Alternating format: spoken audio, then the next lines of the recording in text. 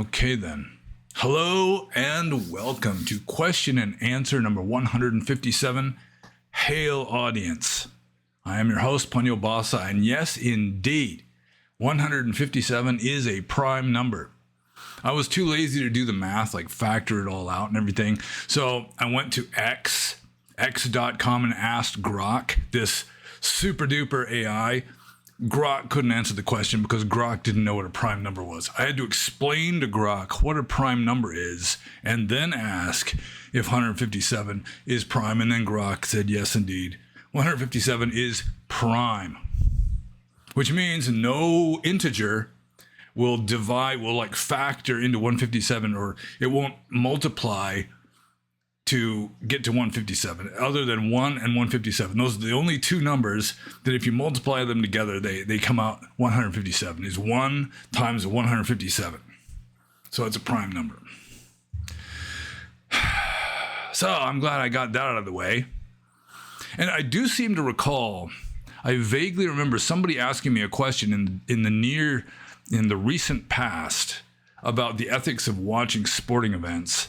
And it could be that the person who asked that question then changed it to a question that was asked in the previous Q&A about the ethics of streaming basketball games, which is kind of a different kind of question. You know, it's different than just the ethics of enjoying sports. So if anyone asked that question, I didn't just like kiss you off, anything like that. It just slipped through the cracks, unless just the question got unasked, changed to a different question or something. Also, somebody asked me recently about my favorite parts of the Bible. And in my answer, I emphasized with regard to the Old Testament, the book of Ecclesiastes, but recently I realized I should have mentioned the book of Daniel also, especially the second half of the book of Daniel. So it's the first half of the book of Daniel is just like myths, legends, stories about some mythical prophet named Daniel during the Babylonian captivity. Like he and his friends Shadrach, Melvin, and Abednego, who, you know, they wind up in this furnace and don't get burned, and there's an angel in there with them, etc., etc. That part is not as good as the second half, which is just surreal apocalyptic prophecy. It's sort of like the prototype of the book of Revelations in the New Testament. And one thing about it that's so fascinating to me is you can't really understand it unless you also read the first book of Maccabees, which is in the Catholic Old Testament, even though most Protestant schools don't include the first book of Maccabees in the Bible. Like your standard, like what do you call them? The little Bibles that get handed out like at schools, or you find in the drawer at a hotel. Was it Gideon's Bible? Doesn't have first book of Maccabees because it's not a Catholic Bible. But if you read the second part of Daniel, the surreal apocalyptic prophetic part, and then you read the first book of Maccabees, you see that they're discussing the same issues, like the little horn, the hard-faced king described in Daniel is King Antiochus Epiphanes. So it's like the prophecies, the second half of the book of Daniel anyway, was apparently written around 162 BC, which is relatively recent, not that long before the time of Jesus. So anyways, I got that out of the way too. I suppose I should just start answering questions. And we got like a medium amount, like the middle path between too many questions and not enough questions. So it's about average, which is fine. First question is from Romeo. And Romeo says, I'm going to make sure we're recording. Yeah, we are recording. Romeo says, I'm a fairly recent explorer of Buddhism, and I'm still trying to fully grasp some of its fundamentals. I know the concept of causes and conditions is essential to Buddhism, but I'm struggling to understand what it means in practical terms.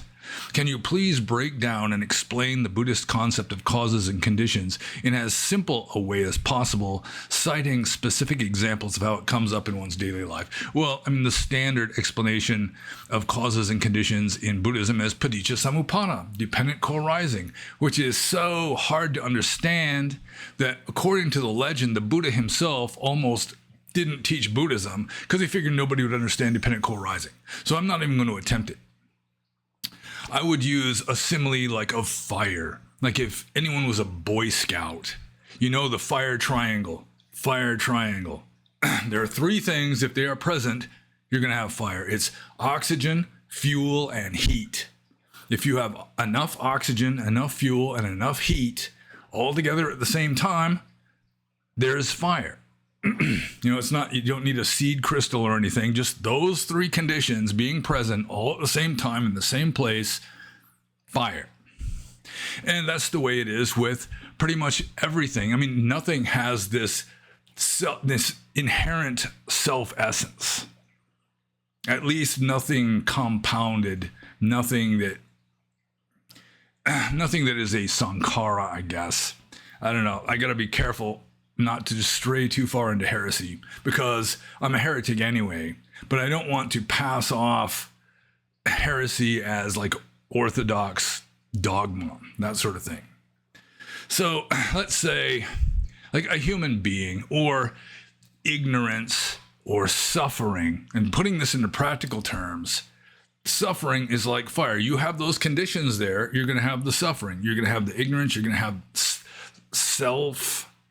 But you take away the conditions, the suffering disappears, the delusion, the ignorance disappears, etc. So if you're suffering, the thing to do is get rid of the causes of the suffering. And the causes of the suffering, according to the Four Noble Truths, are desire or attachment, like insisting upon things being a certain way. You take that away, the suffering goes away. So, like human beings, clouds, trees, dogs, all of this, they're there like a fire is there. You take away the conditions and it just poofs out of existence. You take away the fuel, or you take away the oxygen, you take away the heat from a fire, the fire goes away. No more fire. I mean, it doesn't even go anywhere. It's just out. So with regard to, let's see, how it comes up in one's daily life, mainly it would be something like unhappiness. And the unhappiness always has causes and conditions. So to understand that, you know, you don't just sit there wallowing in misery. You don't just think, I'm miserable, I'm pissed off, I'm upset, I'm jealous, or whatever it is. You know, there is a cause that is causing this feeling to arise, or it's like a web of causes. But basically, the main cause is desire. If you're unhappy, you desire something. So this desire is conditioning your mental state or your unhappiness. And it is unfortunate that sometimes I get questions like this right off the bat before I get any momentum going. It's easier to start off with something simple and objective before getting into the complexities of conditionality in Buddhist philosophy. But we're all like fires, and our mental states are like fires. You know, so you got to have the conditions there, or it's not going to be there. So it's not like I, as a person, have this inherent personhood that's sort of holding me together. It's just the conditions are there that cause me to be here. I mean, this is not so much coming up in daily life, because this is getting into like abstract philosophy, but coming up in daily life, mainly like practical Buddhism in daily life, would just be understanding your own attachments, your own unhappiness, and so forth. And all of them have these conditions. So you want to get rid of the problem, you get rid of the causes of the problem. You don't just put band-aids on the problem. So I guess I should just move on to the next question. This is from Raphael. And Raphael says, have you ever heard of the Indonesian Qigong master John Chang, whose so-called Qi power was captured in a British documentary? He balled up a sheet of newspaper, for example, and by channeling Qi through his hands, set it alight without any external flame source. Now, this is the first I've ever heard of John Chang that I'm aware of, although I've heard of people like John Chang. For example, D.D. I think it's spelled Hume, but I think he pronounced it Home, D.D. Home, who lived like in the late 1800s. And he was able to do stuff like, I mean, he was just an extremely liminal person who could do like impossible shit without like being like an ascended master or anything. Like he wasn't like enlightened. He didn't have like meditative psychic powers. He apparently was just born this way. And he could do things like musical instruments would be levitating in the air, playing themselves around him. Like tables would levitate. There was like the British Society for Psychical Research came and were investigating him. You had like 4 full-grown men trying to hold this table down, and it's still lifting up off the floor. And the thing that reminded me of him reading this question is that he could reach into a fireplace and pull out glowing coals, hold them in his hands. He could blow until like flames are blowing out through his fingers and it wouldn't burn him. So, I mean, it may be that this person, John Chang, is using Qigong as a kind of gimmick. You know, like some people use tarot cards as a kind of gimmick, or astrological charts as a kind of gimmick, or Ouija boards as a kind of gimmick, which really, I mean, the psychic powers aren't in the gimmick. It's just that it's like a necessary crutch that somebody can use to help them channel this latent power they've got inside themselves. It's like they can't believe that they have the power to predict the future or whatever, but they do believe that maybe these cards can do it. And so they have enough faith in the cards that their own latent abilities come out through the cards. And it may be that John Chang is using Qigong in the same way. Because people have been able to do this that weren't Qigong masters. They're just weird people. They're liminal people. And they'll have their own like reasons, their own rationalizations of how they're able to do it. I'm not sure what D.D. Holmes' rationalizations were, but I think it was like an orphan or something. He was raised by his aunt, who eventually just threw him out of the house because she thought he was possessed by the devil because he could do all this kind of stuff. And this was like in 19th century Scotland, when it was still very Presbyterian. So, yeah, I'm not so sure that it's actually Qigong that's giving him these powers any more than I think that it's like Ouija boards that are causing people to come up with occasionally, usually not, but occasionally like profound stuff. So I think I'm just going to move on to the next question. This is also from Raphael. And Raphael says, were you ever so sexually desperate back in Burma that you looked at a young feminine monk and thought, damn? Well, the quick answer to that is no. The closest I can even recall to something like that happening is once I was visiting an American monk who was living at a big school monastery near Mandalay. I think it was on Sagaing Hill, the base of Sagaing Hill. A lot of monasteries there. And I think he even had to point out this young monk to me. And the statement was like, you know, if he were a girl, he'd be beautiful.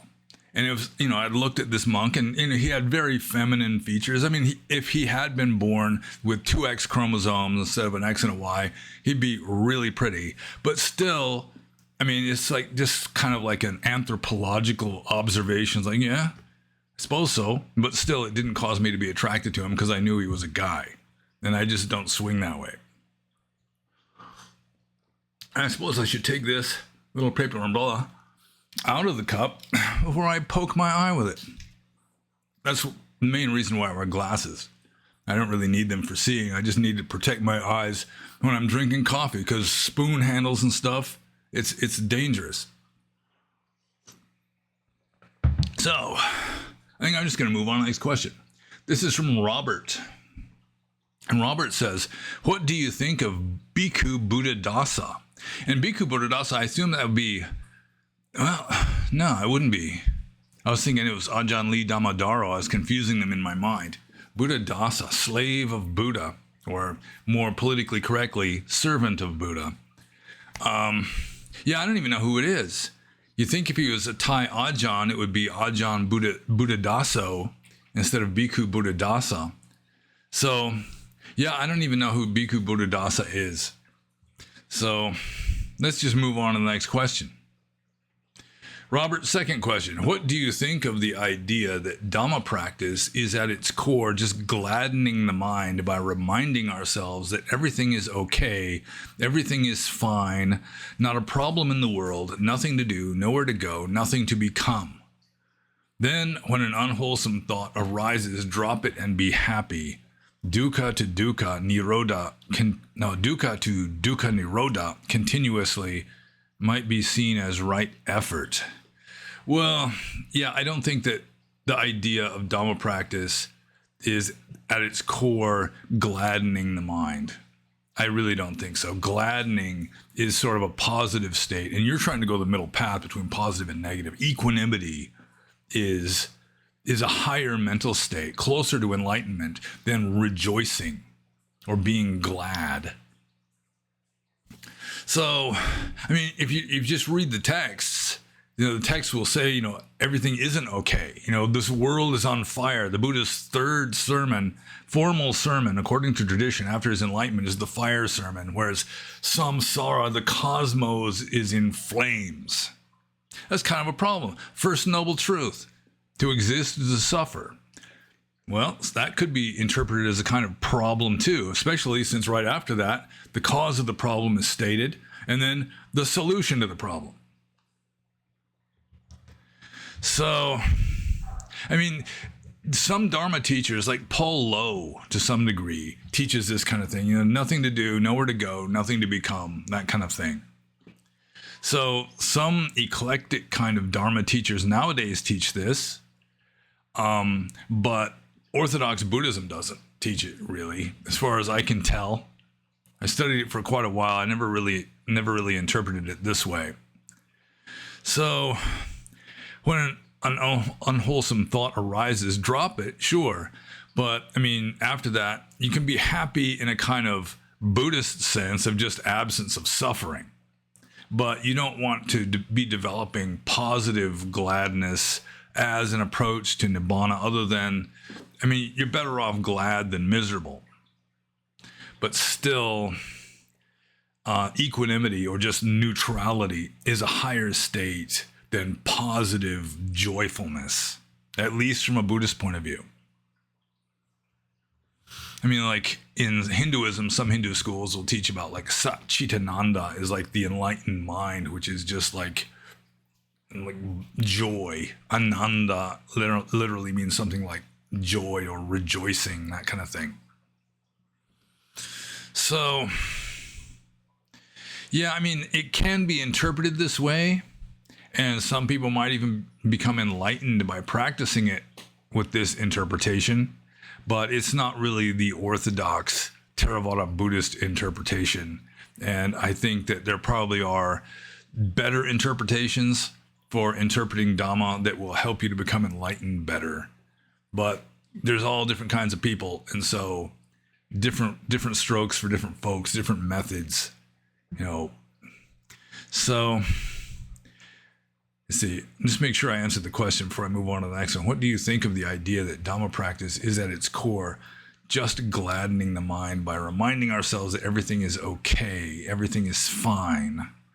Yeah, I mean, you don't even have to be gladdened. I mean, you just forget the gladdening part. Just remind yourself, it doesn't matter.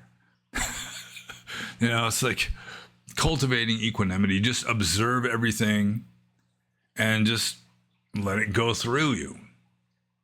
Just like light through a pane of glass. Just no resistance, no friction. And that's enough. I mean, that's the point of it, I think. At least with regard to equanimity. So I'm just going to move on to Robert's third question. Do you like Bob Dylan's music? And I have to admit, I'm a heretic in this regard too. I never liked Bob Dylan. And there's two main reasons for that. One, Bob Dylan specialized in lyrics. And throughout my life, as a general rule, I don't listen to lyrics. It's like I listen to music with the right hemisphere of my brain, and it's just not interpreting the words into meaning. It's just more like the vocalist is just another instrument. I mean, there's words there. It's not just blah, blah, blah, but it really isn't soaking in. I'm not like interpreting the words. It's like trying to, I have to some degree, stop listening to the music in order to interpret the words. Unless, every once in a while, there's a kind of song that's sung in such a way that you just follow the lyrics easily. But that's one reason why I wasn't in Bob Dylan. But the main reason is just he has a horrible singing voice. He's just this ridiculously bad singing voice that I've just never liked. It's just kind of amazing. What's his name? Neil Young is another one. Why would they want to be singers? I guess, was it Bob Dylan or Neil Young that started off sort of like a street musician panhandling? So I guess, they'd have to be going solo from the beginning. Or a big one for me is Rush. What inspired them to have Geddy Lee be their vocalist? He sounds like a cross between Donald Duck and Alvin the Chipmunk. They only had 3 people in the band. They could have easily hired a 4th person to be the vocalist. Worked for Led Zeppelin, didn't it? But instead, they got Geddy Lee with his absolutely horrible, semi-screeching singing voice.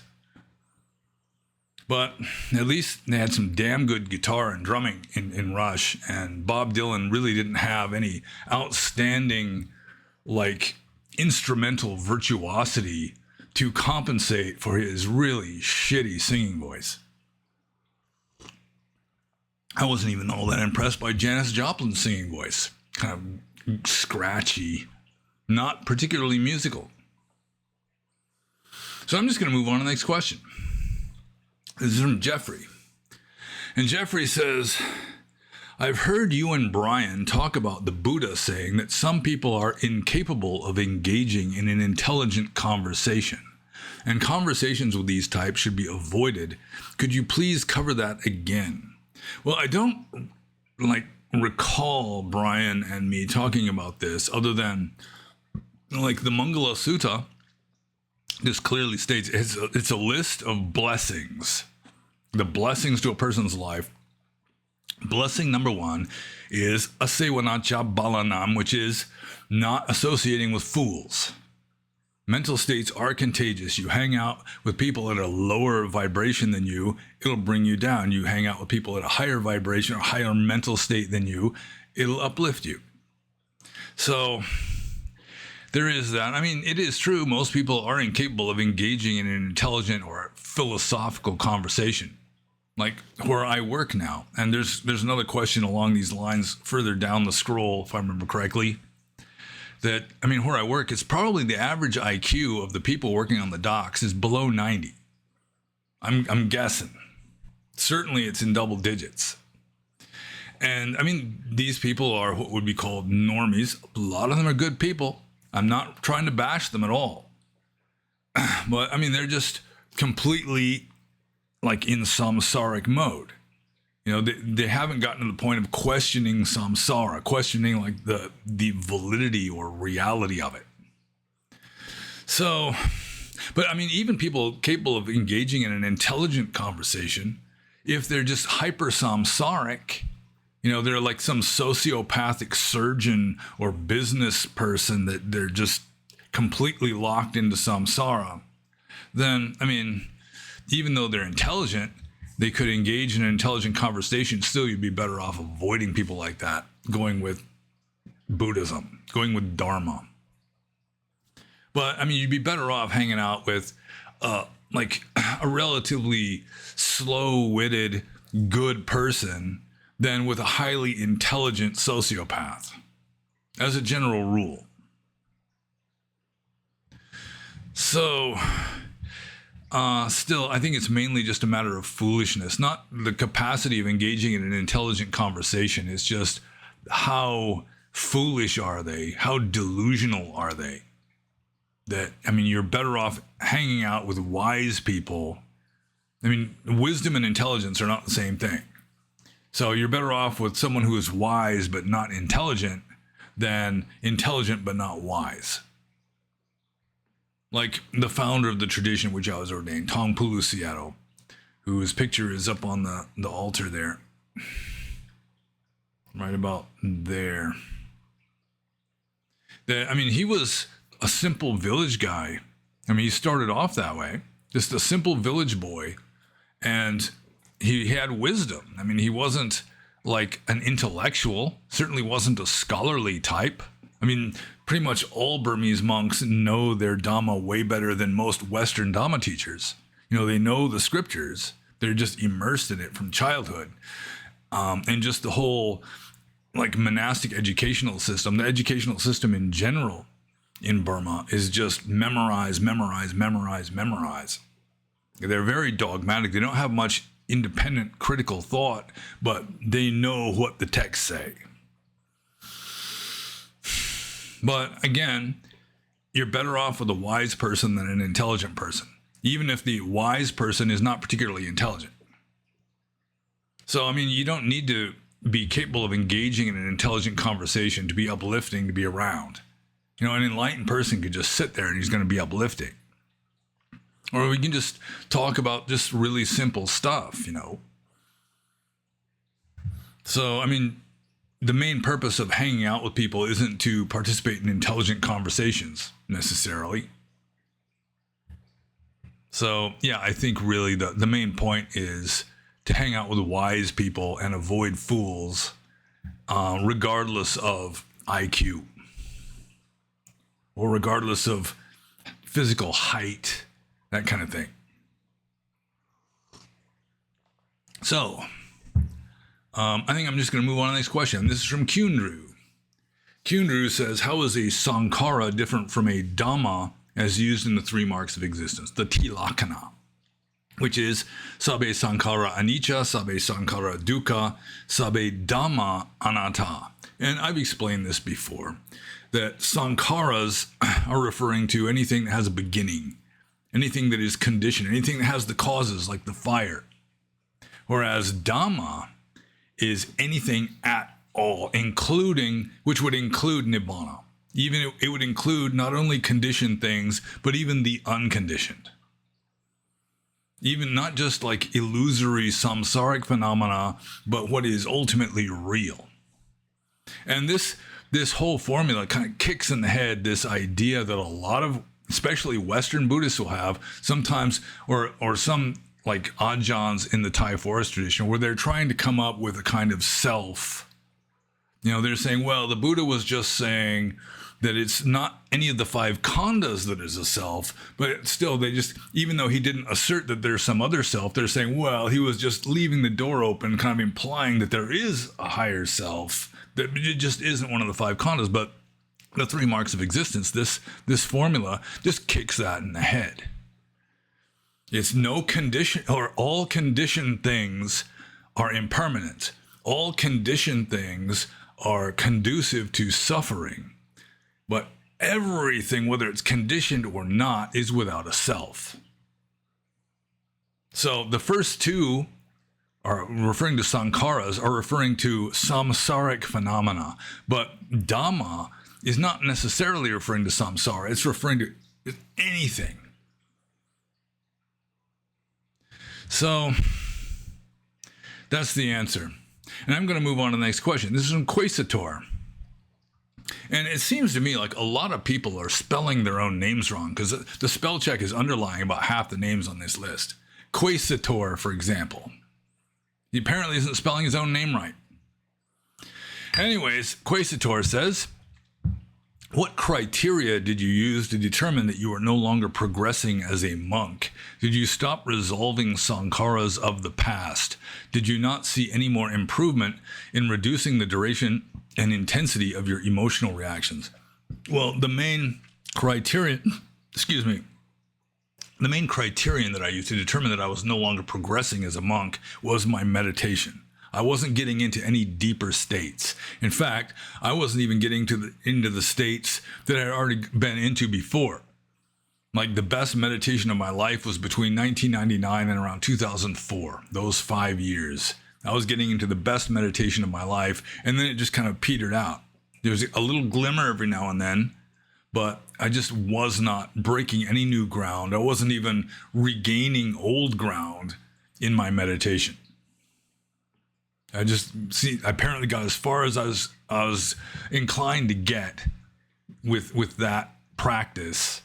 And so I figured, well, after about 10 years, more than 10 years of not making any progress in my meditation, I decided enough is enough.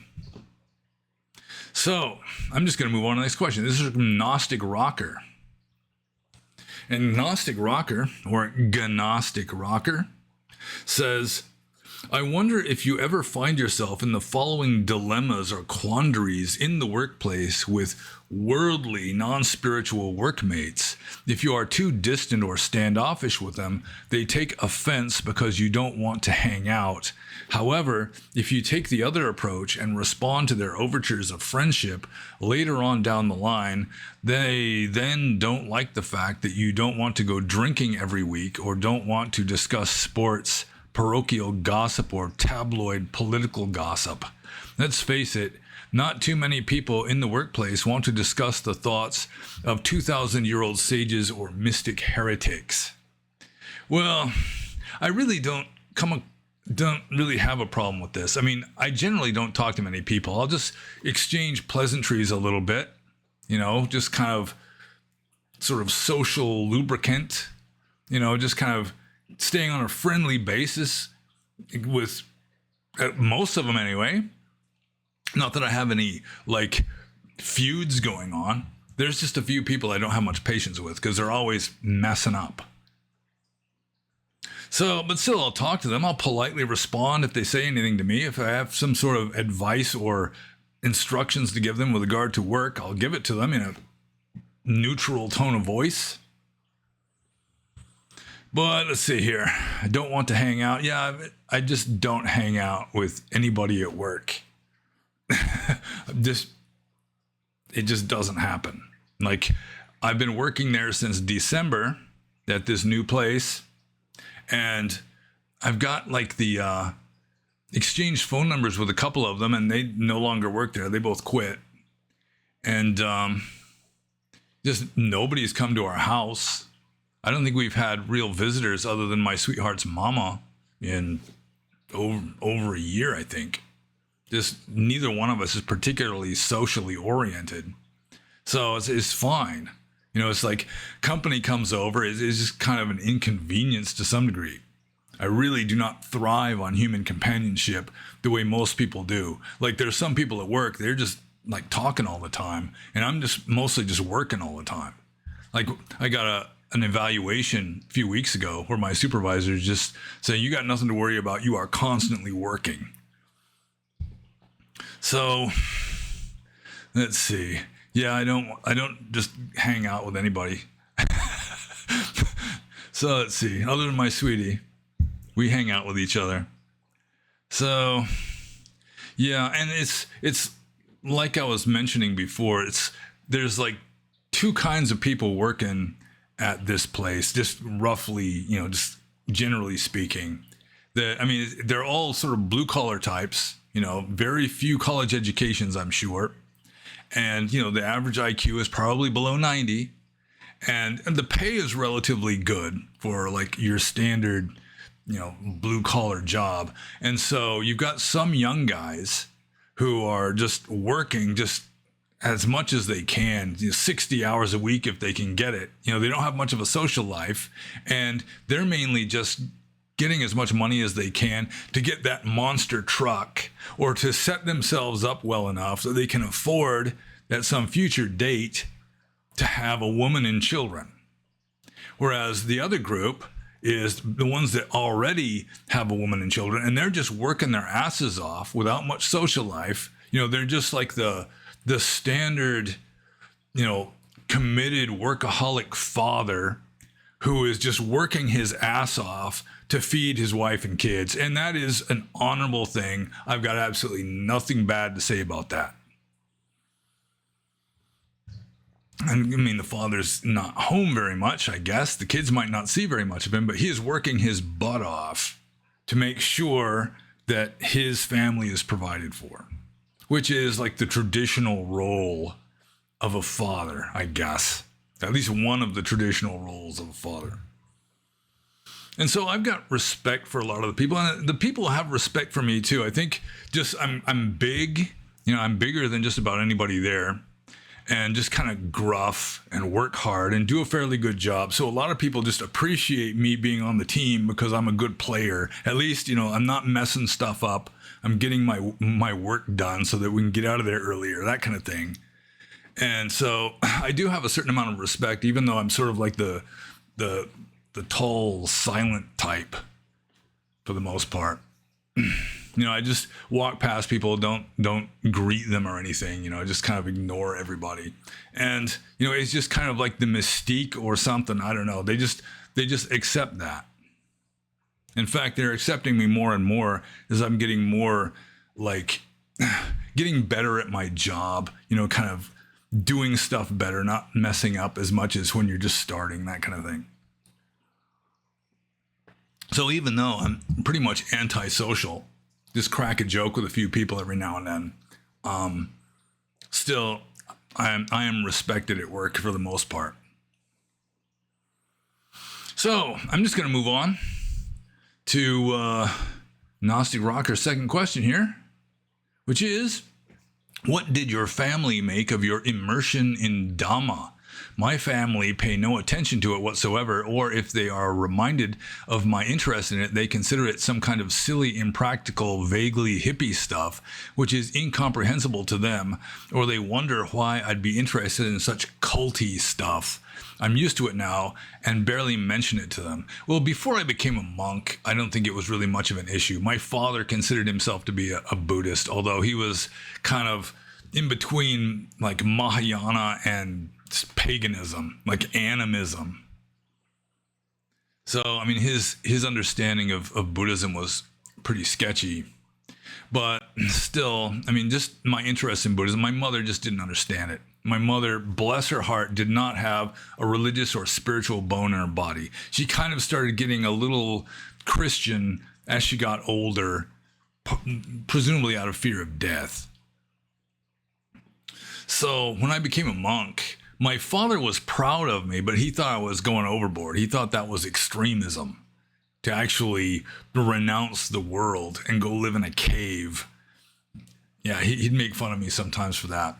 My mother was just mystified. She just didn't understand it at all. She would, from the bottom of her heart, would have much preferred that I just settle down in the suburbs with a wife and start having kids for her to spoil. She wanted to be the doting grandma and just didn't get the chance with me. She just did not understand it. She could not get it. My father kind of understood it, but he thought it was rather extreme to go to the extent that I did. So let's see here. What did your family make of your immersion in Dhamma? My brother was proud of me. I'm not sure what his attitude towards me is now, but he was proud of me when I was a monk. He actually came to Burma to visit me once. He didn't like it there, though. He was glad to leave. So let's see here. I guess I'm just going to move on to Gnostic Rocker's third question, which is, it seems to me that all religions have strong and weak points, aspects of being which they see clearly, accurately, and encourage, while they may misperceive other areas of life and thought and vision in their outlook or in their theology, ethics, virtue, attitudes to the world, the seen and the unseen.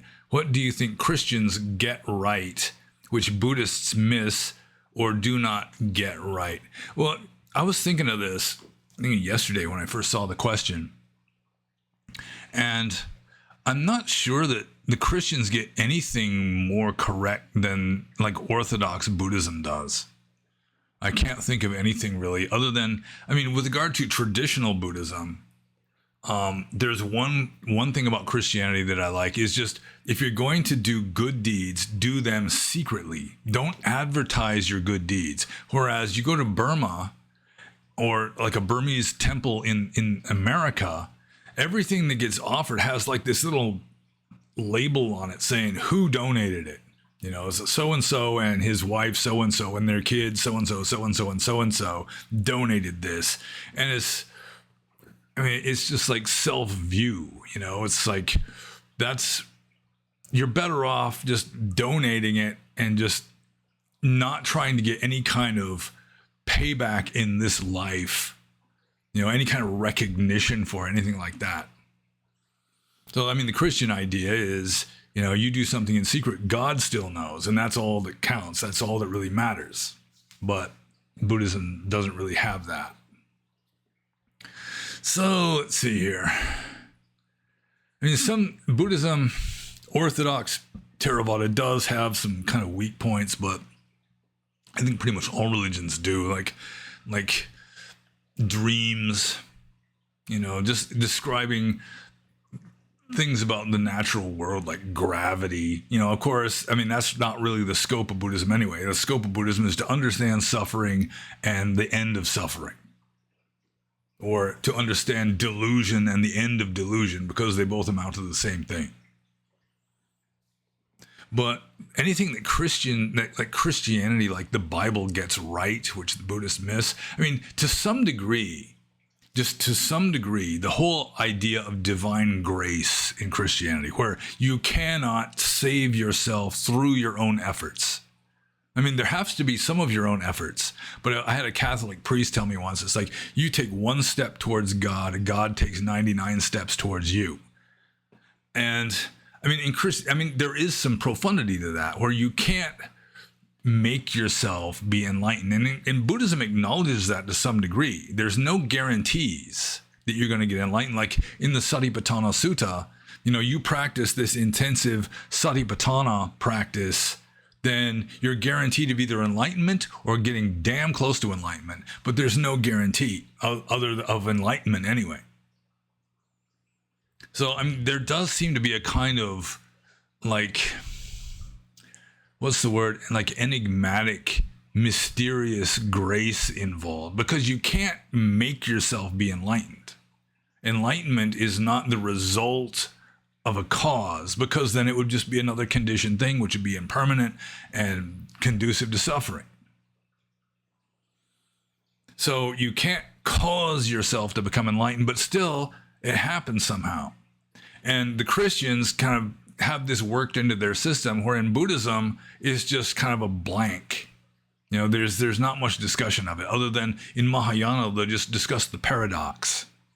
They'll kind of play up the paradox, which may be the best way to go about it. But in Theravada, it's pretty much not mentioned, or at least it receives very little emphasis. And I'm just going to move on to the next question. This is from Austin. And Austin says, would you debate a Hindu on TikTok or Discord? It's something I could easily set up, and you're the Dharma master, so I'm sure you could do better than me. Well, it seems like if there was a debate on TikTok, it wouldn't last very long. You just have to take a little clip from the debate, I guess, and put it on TikTok. Isn't there like a time limit on TikTok? Can't be more than like 5 minutes or something? Discord is another matter, but Discord isn't... I'm not exactly sure how it would work on Discord. Yeah, I mean, I could debate a Hindu, I suppose, although what will we debate? I mean, with regard to Buddhism and Hinduism, for the most part, they're in agreement. I mean, there's more similarities than differences with regard to Buddhists and Hindus. At least that's kind of the Buddhist approach, and a lot of Hindus consider Buddhists to just be another kind of Hindu.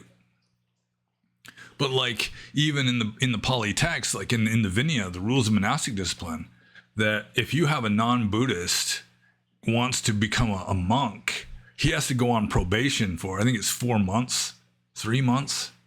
I think it's 4 months. That he has to sort of like be a novice for 4 months before he can be fully ordained, just to make sure that he's gotten rid of like these heretical views. But a Hindu, or like a Vedic proto-Hindu, doesn't have to go through the probation, because already they believe in karma and rebirth and that sort of thing. I mean, Hinduism and Buddhism arose in essentially the same culture, so they have a lot of the same assumptions. But I guess we could debate some things like no self, that kind of thing. But even then, it might be a kind of agreement that is like a semantic problem. But yeah, I mean, I could debate a Hindu. We'd have to know in advance what it is exactly we're going to debate, though. But I really don't have like an axe to grind against Hindus, other than, I mean, there's certain things that you could easily debate. Like, for example, I was involved in a kind of debate on BitChute in the comments section below. I think it's Q&A 154. It might be, to some degree, it might even be the previous Q&A. Just some Hindus believe that Vedic Hinduism, speaking Sanskrit as their religious language, has existed in India for a gajillion years. And that, the whole like Aryan invasion theory, where you had the Indo-Aryans invading India like around 1500 BC, that's all bullshit. That, it's like the Aryan race arose in India, this kind of thing. I mean, that could be debated. I mean, I'm not really an archaeologist. I wouldn't have all the best data or anything, but still, it's fairly straightforward. Or certain religious issues, I guess. But yeah, I'd be all right with that, I guess. I mean, it would depend on circumstances, I suppose. And I'm just going to move on to Austin's next question, which is, the highest order of truths transcend binary dualistic conceptions. Pure being and pure non-being are undifferentiated. So with regard to the self, is it apt to say it neither exists nor does not exist? Well, no, because you can't say that. I mean, going with Buddhist logic, it's invalid to say that the self exists. It's invalid to say that the self doesn't exist. It's invalid to say that the self does and doesn't exist. And it's invalid to say that the self neither exists nor doesn't exist. I mean, anything you say about reality is going to be invalid. I mean, if you want to just talk at a purely samsaric level, then sure, you could say, well, the self exists in some contexts and it doesn't exist in other contexts, and it does and doesn't maybe in certain contexts, neither does nor doesn't in other contexts. So long as you explain the context, you might be able to validly state whether it exists or not, et cetera, et cetera. But if you're trying to discuss ultimate reality, the highest truth, it's not going to work in words. To say yes is invalid, to say no is invalid, to say yes and no is invalid, to say neither yes nor no is invalid. It's just wasted effort. So let's see, did I answer the question? Pure being and pure non-being are undifferentiated. So with regard to the self, is it apt to say it neither exists nor does not exist? Yeah, I already answered that. So I'm just going to move on to the next question. This is from Siddhartha Lohachita. And Siddhartha Lohachita says, why are we deeply drawn to Buddhism but not enlightened, and probably won't achieve it in this lifetime, but still drawn towards it? Well, there's a number of ways of looking at that. I mean, one way that would be a more Buddhist way is that we're deeply drawn to Buddhism, but we're still not enlightened. But still, there's like an aspect of us that is waking up and knows that Buddhism is like a doorway through which we can transcend samsara, the God's willing, so to speak. So it's like a part of you, it's sort of like in Zen Buddhism or Mahayana, they talk about the Buddha nature. You've got like the bodhicitta or something, you've already got this seed, you've got this glimmer of enlightenment already in you. And that glimmer of enlightenment, that latent wisdom or that aspect of wisdom that you already have, can see or just intuitively feel that Dhamma is the way to go. So that would be a more orthodox kind of explanation. But Paul Lowe, who was a rascal, one of my favorite Dhamma teachers who's still alive as far as I know, he has this other explanation that he says that like spirituality or religion is a kind of cope. It's like we don't want to really become enlightened, so we just kind of play at it. We do all that. We follow these precepts and we do these ceremonies and we do this and that, and we sit there like a statue for X number of minutes or hours per day. And it's mainly just kind of acting out like we're pretending we really want to become enlightened, while at the same time we're vehemently clinging to our own personal samsara and deep down don't want to become enlightened. So that's another possible explanation, and it may be that both of them are true. I mean, it's like Krishnamurti says that once you're bitten by a snake, you don't have to take courses on how to avoid snakes. You just genuinely stay away from snakes after you've been bitten once. And it's kind of that way with enlightenment. Once you really fully realize that you should wake up, then you're going to wake up. The main reason why we're not enlightened is that we just don't want to be enlightened yet. So like St. Augustine praying to God, save me from my sins, but not yet. Because we like our sins, or our transgressions, or our indulgences, our preferences, our own personality. It's just an animal instinct. We don't want to die. And enlightenment is a kind of death. So you could look at it either way. I think both of them would be applicable. So to some degree, there is like an essence, there is like a wisdom in us that can see that Dharma is like the right direction. But at the same time, we're kind of dragging our feet in that direction and just using the pageantry and the busy work and so forth as a kind of cope, as an excuse, like, well, I'm working on it. I'm working on it. But really, if we fully realize that we should be enlightened, we would be. Just let go. There's nothing to do. So I'm just going to move on to Siddhartha Lohachita's next question,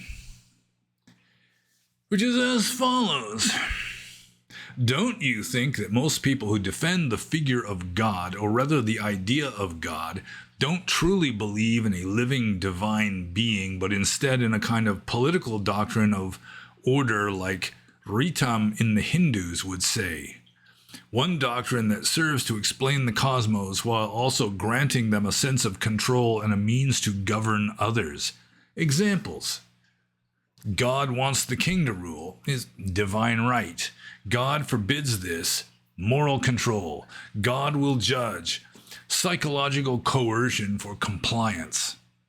Well, let's see here. Get back up to the top of the question. Don't I think that most people who defend the figure of God don't truly believe in a living divine being, but instead in a kind of political doctrine? Well, I think there's probably the majority of Christians just believe that there is a God. I don't think that it's just a kind of rationalization for having politics be a certain way, or, controlling others or anything like that. It could be like the higher up you go in like the political scale, that it gets more and more political. People who just are very political in their thinking may think politically with regard to this kind of stuff, or just with regard to like governing society, stabilizing society, having society, unified and strengthened by everybody accepting the same worldview of Christian theology or whatever.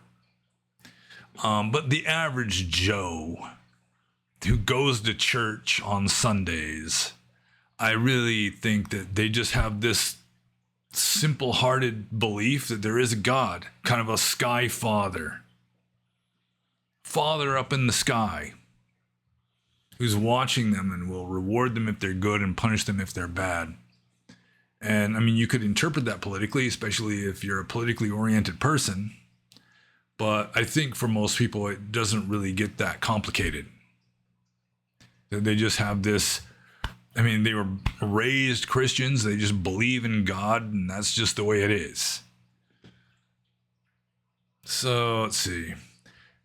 They believe in a living divine. I would guess that most Christians, if they're devout Christians, they're devout enough that they're going to church on Sundays and actually trying to live up to some of the teachings, that they do believe that there is a living God. But the more cynical you get and more political you get, the more you're likely to kind of use this concept of God to control people, control society or whatever. So, you may notice I was a little bit distracted because I'm looking out the window because there was a big pickup truck pulled up in front of the house. And my sweetie had called some people to measure the back patio to lay some tile down, and they never showed up. So when a big pickup or something like slows down in front of the house, I'm thinking, well, maybe it's them, and I'm going to be interrupting this Q&A, but it wasn't them. So did I answer that question? Yeah, I think I did. Yeah, I think most Christians, they're not really thinking of like divine order. Like, I guess Varuna was like the god of divine order in like the Rig Veda. I mean, to some degree, but they think God is responsible for that order. God is like enforcing that order. That order comes from God, who is this sky father. Yeah, I don't think that they're really that philosophical. They're thinking more in terms of the sky father, the big daddy up in the sky, than they are thinking about, political control and maintenance of order and so forth. So I'm just going to move on to Siddhartha Lohachita's third question. Don't you think that when a sect or religion gets institutionalized, like Christianity, Hinduism, or Buddhism, in their respective areas and times, immediately part of it becomes corrupt? Yeah, I would say even before it gets institutionalized. Like, if we can believe the Pali texts, then corruption was starting even when the Buddha was already alive. You had the notorious group of 6 monks who were just doing all this naughtiness. You had Devadatta trying to kill the Buddha, and also, trying to take over, starting a schism and so forth. So there's like scandalous stuff already starting to go on, even when the Buddha is still alive, when Buddhism is still just sort of a minority renunciant movement. It hasn't taken over society or anything yet. So when you're dealing with unenlightened people, corruption is just a given. When you're dealing with unenlightened people, and not all members of a religion, not even Buddhism, not even early Buddhism in the Buddhist time, not all of the early Buddhists were fully enlightened. Early Christianity, I mean, you start off with like these really devout, saintly types, Christianity and Buddhism too, but within a short time, within 100 years, already you're getting like people that shouldn't be there getting in there. Like, you read the early history of Christianity, there's just all this just infighting and just politics and just Machiavellian shit going on with regard to determining what's going to be official doctrine and so forth. And it wasn't so bad in Buddhism, probably. I mean, you probably didn't have people killing each other over Buddhist doctrines very often. Like Nalanda University, you had representatives of all these different schools of Buddhism all living in the same compound, interacting with each other. They might have spirited debates, maybe occasionally heated debates, but still they're living more or less peacefully with each other without killing each other. And that was almost impossible, like in the mid to late Roman Empire, where you had different sects of Christianity that were just convinced that the other sects of Christianity were even worse than the pagans. A heretic is worse than a non-believer. But getting back to institutionalized, yeah, I think that the corruption begins as soon as you start getting unenlightened people making decisions with regard to that, no matter how early it is. I mean, the enlightened founder can still be alive, and already you've got Judas Iscariot and Devadatta and all this shit going on. I mean, like, it was the second council, supposedly 100 years after the time of the Buddha, after the Buddha's parinibbana. Already you've got corrupt monks that are handling money and like trying to like persecute monks that refuse to handle money, that kind of thing. It's just human nature to be unenlightened. Enlightenment is definitely the exception to the rule. And I'm just moving on to the next question. This is from Psst. And Psst says, imagine a new human popped out of the block of proverbial marble. He says proverbial, but it's proverbial. I'll start again. Psst says, oh, I didn't put enough S's in there. Psst says, Imagine a new human popped out of the block of proverbial marble. Do you think you could tell if that were the case upon meeting such an individual? Panyobasa. I don't know why he throws in Panyobasa as a sentence with a period. There's a question mark before it and a period after it. Panyobasa. In other words, to see no karma as of yet being fresh. So, a new human popping out of the block of marble that has no karma. I mean, the thing that this reminds me of would be those of you who have watched the movie Fight Club. Towards the beginning of the movie Fight Club, that, you know, you got the unnamed protagonist going around walking city streets and interacting with Marla and whatever, that every once in a while you'll see this flash of Tyler Durden, you know, just like a tenth of a second. He's just right there in the scene. And that would be somebody just popping out of the block of marble with no karma, because if you got no karma, you've got no momentum. You're gonna exist for one moment. So, to see no karma as of yet being fresh. Yeah, I mean, if you got no karma, you're gonna exist for one moment, I guess. That would be my personal take on it. And especially if they're supposedly just popping out of this, like the quantum field, you know, sort of like a particle and an antiparticle, you know, just pop out of the quantum field and then just reunite and annihilate each other. Yeah, a person coming out of the block of marble. It might be a person and the anti-person popping out of whatever, and then they just kind of collide and explode, and that's it. So yeah, I don't think it would work the way Psst is imagining it here. I mean, we're all popping out of the block of marble every moment anyway, but you have to have some kind of momentum or continuity in order to exist for more than a trillionth of a second. And if you don't have any karma, then that's pretty much the momentum, isn't it? So I think I'm just going to move on to this question. This is from Zenithoid. And Zenithoid says, is Schopenhauer the apex of Western philosophy? And he asked me this on the Discord server, and there's this one person who's very Schopenhauer-like in his attitudes, who just immediately said yes. But I don't think so. I don't think Schopenhauer is the apex of Western philosophy. I would rank David Hume higher than Schopenhauer, possibly even Immanuel Kant, even though Kant is damned hard to read. Schopenhauer is kind of a successor to Kant.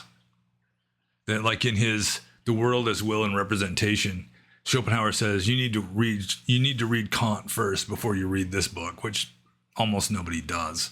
I mean, almost nobody reads Schopenhauer's The World as Will and Representation anyway, or Samsara as Chetana and Sanya, using Buddhist terminology, Pali terminology. But Schopenhauer, I mean, he had his weak points. I mean, first of all, he was still too Platonist for my tastes. He still believed in Platonic, like, ideals. What's the universals? He still believed in universals, which I don't have any use for. And I mean, some of the stuff that he teaches, it's like, I mean, his idea of human heredity and stuff is just like, you know, it's worthless, or almost worthless, let's say. So, I mean, he had interesting ideas. He's kind of a, for me, kind of an enigma, paradoxical kind of a person, because he freely admitted he could not live up to his own philosophy. You know, he's talking about, you know, becoming a sage when he wasn't a sage. You know, he's notoriously pushing the old lady down the flight of stairs and all that. So he wasn't really a wise philosopher. He was a brilliant philosopher who had some really interesting ideas. He had some wisdom. I mean, he wasn't a total fool either, but still, I think I'd still put David Hume higher than Schopenhauer in Western philosophy, and possibly Kant also.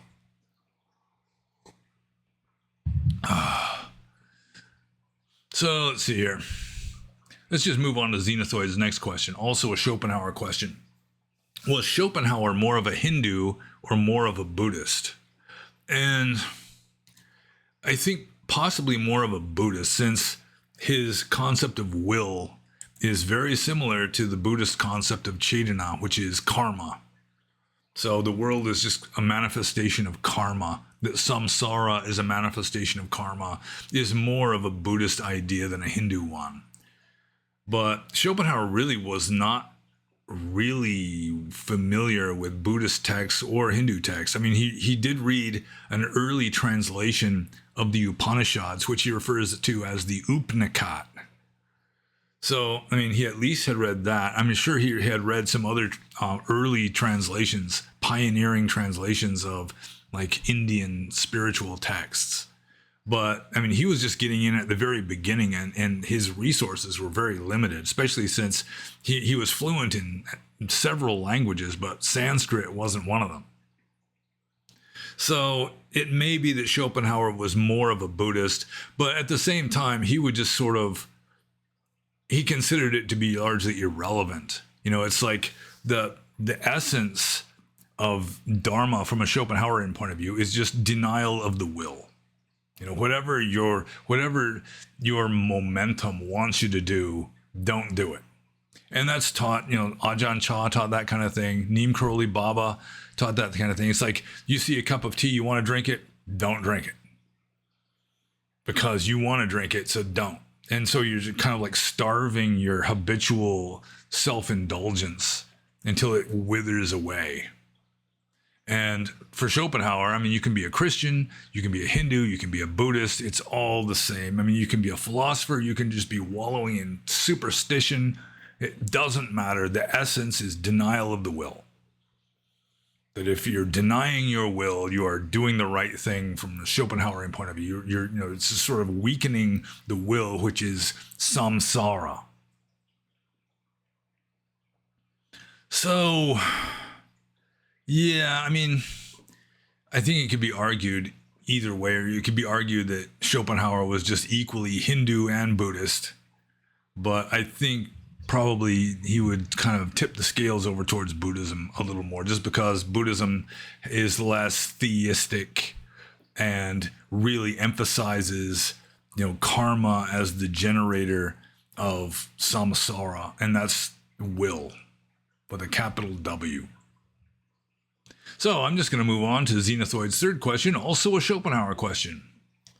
He says, did Schopenhauer have a better understanding of Eastern spirituality than the wave of early 20th century philosophers of the political right, such as Oswald Spengler, Julius Evola, René Guénon, etc.? I don't think so, because like I just said, they had just started translating and studying like Indian texts when Schopenhauer was writing. You know, Schopenhauer was writing like 1830, something like that. So people like Evola had much more access to translations and information about the subject than Schopenhauer did. I mean, he may have had some like insight with regard to denial of the will that maybe was deeper than like Evola or Guénon. I don't know how to pronounce French names. René Guénon. I mean, like intuitively, with regard to just deep down insights, he may have had some kind of better understanding, but intellectually, I think Julius Evola would have to have understood Buddhism better than Schopenhauer did, simply because he had access to way more information on the subject. You know, he could read a translation of the Majjhima Nikaya that Schopenhauer couldn't, because there was no translations of the Majjhima Nikaya into like a Western language at that time. So, yeah, but Schopenhauer's definitely had a way better understanding of Eastern spirituality than like Hegel. Like in Hegel's, the Phenomenology of Spirit, you know, he's got like Indian religion as a kind of like pantheistic nature worship. You know, he didn't understand it very much at all. So Schopenhauer understood Eastern spirituality probably better than any other philosopher at the time. But still, I mean, we know way more about Buddhism than Schopenhauer did, simply because we have almost the entire Tipitaka translated into English. Just for starters. So, I'm just going to move on to the next question. This is from Philalethes. And Philalethes says, have you ever experienced or seen in yourself anything related to mental illness or breakdown in all the countless hours of meditation, concentration, and solitude you've practiced? Well, almost any mental illness is just an exaggeration, an extreme form, relatively extreme form of just a natural state. So, yeah, I've experienced in myself numerous things related to mental illness, like hysterical symptoms. Like when I was meditating at Pandita Rama back in 1997-98, I kept having like this weird feeling like my robe was sticking to my back when it wasn't. It was just like this, like, psychosomatic stuff. Or I've mentioned before, I had this, I'm starting to feel it now just thinking about it. It's called dyspnea. It's like an irregularity in your breathing, which I looked it up in a medical diagnostic guide when I was a monk in Burma. And to my humiliation, it said it's almost always a hysterical conversion reaction, which is a kind of neurotic psychosomatic symptom caused by, in my case, just like too much self-restraint. So Freud wasn't always right. But I do think that he was largely correct with regard to like neuroses and hysteria, where everyone has these animalistic urges, human animalistic urges, and when you restrain them, you're not making them go away. You're just pushing them down into the subconscious where they build up pressure until they have enough pressure that they percolate up to the surface in the form of neurotic symptoms. So, when you're dedicating your life to self-observation and that sort of thing, then you see this kind of stuff more easily than most people would. At least some of us do. Also, just depression. That's just sort of a mild case of what could be clinically significant depression. Or obsessive compulsive disorder. I used to know one of the world's leading authorities on obsessive compulsive disorder. He'd send me books and like articles that he'd written, that kind of thing. So I know quite a lot about obsessive compulsive disorder. And there was even a test at the end of one of his books where you can test to see if you're likely to be clinically significant. And I scored like a little higher than average with regard to being obsessive compulsive, but, I wasn't clinically significant, but still that would be related to mental illness. It's just, if I were more that way, as it is, it's just like a picture hanging crooked on the wall bugs the shit out of me. If I would buy a used book from a used bookstore, back in the days when I would buy books, one of the first things I'd do would be to unfold the dog-eared pages, the corners that get bent over, just rearranging the books on my bookshelf in just alphabetical order or whatever, that kind of thing. Those are obsessive compulsive symptoms. Getting a song stuck in your head that you can't get rid of, that kind of thing. So yeah, I've seen stuff related to mental illness. I've thrown a few conniptions, although whether that's throwing a conniption isn't necessarily considered mentally ill, even though it's pretty extreme in its symptoms sometimes. So I guess yes, the answer would be yeah. And I'm going to move on to Philalethes' next question, which is, I believe the top knot is or became a halo. The halo exists in virtually all cultures because it's a reference to the tangible fruit of spiritual growth, or whatever its equivalent is. It basically symbolizes the point where spiritual reality and the physical meet, with man being the midpoint. This is what Descartes was clumsily trying to get at with his ideas on the pineal gland. Thoughts? Well, sometimes you'll see the Buddha with the top knot and the halo. So, I can't remember what the Pali word for the halo is. It's nimbus is another English word for it. It's supposedly when the Buddha became enlightened, he had this nimbus with all these different colors coming out. It was a multicolored kind of a halo.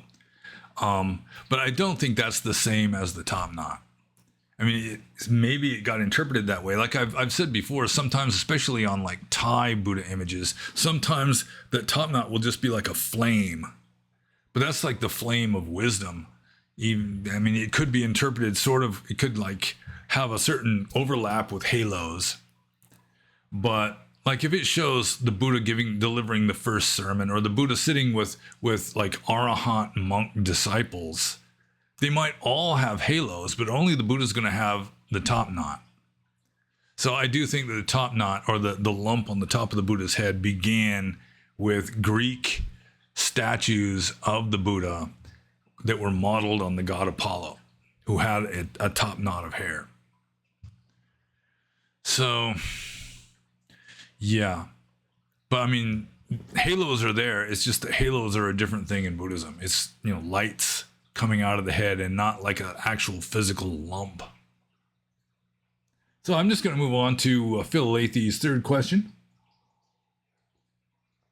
where he says, surely some things, don't call me Shirley. I'll start again. Some things more real than others, even though absolute reality is one or ineffable. I have always felt there is a hierarchy of reality leading up to Nibbana. And the highest thing in that hierarchy is pure love, as the mystics say. And as you go lower, you get other grades of less pure love. And even lower, you have concrete facts like the sky is blue, a man cannot become a biological woman, etc., etc. Then at even lower levels, you have all theories, even obvious ones, since they're just theories. And even lower, you have the gradations of desire, from more concrete desires to fleeting and confused ones, down to just bare sensation. Ooh. This list is not exclusive and is just from the top of my head, but it's roughly descriptive of the hierarchy that I feel leads to the highest, or rather the complete reality. Thoughts? Well, I mean, getting down to bare sensation, I mean, that would be close to ultimate reality. From a Buddhist point of view, if you stop the diversification and the interpretation and labeling and all that, and just get down to bare sensation, you're real close to ultimate reality. But that's not really here or there, I guess. It is true that some Mahayana philosophers, like in Madhyamaka, they divided up, I mean, you had like ultimate truth and conventional truth, but then they divided up conventional truth into like wholesome, good conventional truth and just unwholesome, bad conventional truth. I mean, they didn't use those terms, but it's like going with the philosophy of Kant, where Kant is critiquing, how the mind works. Then understanding how delusion works is a kind of high-level conventional truth. I mean, ultimate truth, no words. The name that can be named is not the eternal name. You can't describe ultimate truth. But when the top level of description is sort of describing the structure of delusion, that kind of thing, then that would be a kind of right view that is still just conventional truth. So still you can have right view and wrong view within the realm of conventional truth. Right view in the realm of ultimate truth is just seeing through the veil, and it's no words can describe it. So, yeah, I mean, obviously there's going to be a kind of hierarchy. I mean, 2 plus 2 equals 5 would be down at the bottom of just like blatant falsehoods. So, yeah, I mean, you can have like empirical truth would be, you could argue within the context of samsara for practical purposes, empirical truth would be higher than just theories or opinions or just blatant falsehoods. But ultimately, all conventional truth is worthless in like the ultimate sense. It's all delusion. So you can have sort of a mild delusion that doesn't obstruct you from like curing yourself of that delusion. This sort of like the desire to cure yourself of the delusion is built into the delusion, which is a kind of, wholesome sort of delusion, I guess. When you're just wallowing in it and completely lost, that's much worse. So Yeah, I would say that there are levels. I mean, there is certainly, so long as we're still in samsara, there's certainly a real value to empirical truth, which is what science is trying to get at. So, I mean, the power of science should not be deniable within a samsaric context. Science may not help anyone get enlightened. Then again, some cases it might. But also there's the kind of empirical truth that it's like subjective. It's not within the realm of science. It's like Kant was talking about, just understanding the mechanics of delusion. So that would be like a high level conventional truth. But certainly, I mean, just within the realm of conventional truth, you're going to have better ones and worse ones. I mean, when everybody is like a fundamentalist Catholic, like in medieval Western Europe, I mean, that's a conventional truth, even though some aspects of that may not have been very empirical. So, like medieval Catholicism being replaced by modern science, it gets into a higher level of truth, I guess. But it's all just conventional truth, and there's a good chance that conventional science will also be replaced as the main tool for understanding human experience. It doesn't necessarily mean that it's going to be completely abolished any more than Christianity has been completely abolished. You know, science has pretty much taken over in the West for describing samsara, describing the cosmos, but that doesn't mean that Catholicism is now extinct. And so if something, the next step beyond science arises, that doesn't necessarily mean that science is going to go extinct. Still has its place. So I hope I answered that question, because I'm moving on to the next one. This is from Cleefy. And Cleefy says, from the Dharma point of view, is obstinacy, I don't think he means obstinacy. From the Dharma point of view, is obstinacy from negative action enough, or should we strive for positive actions? In other words, by minimizing the creation of bad karma, we create good karma, ? So I think he means abstention instead of obstinacy. I mean, they're kind of similar, abstain and obstin. Yeah. So, okay, from the Dharma point of view, is abstention from negative action enough? And yes, actually it is. I mean, it depends on what your goals are. For a monk, definitely abstaining from unwholesome actions is the key. Because if you are cultivating merit as a monk, you're just making more karma for yourself that's keeping you in samsara. So a monk is supposed to just rise above and leave behind good and evil. He should be just neutral, like the lawful neutral. But for a lay person who isn't ready for enlightenment, they want a better rebirth, then you practice merit. You do meritorious deeds to get good karma.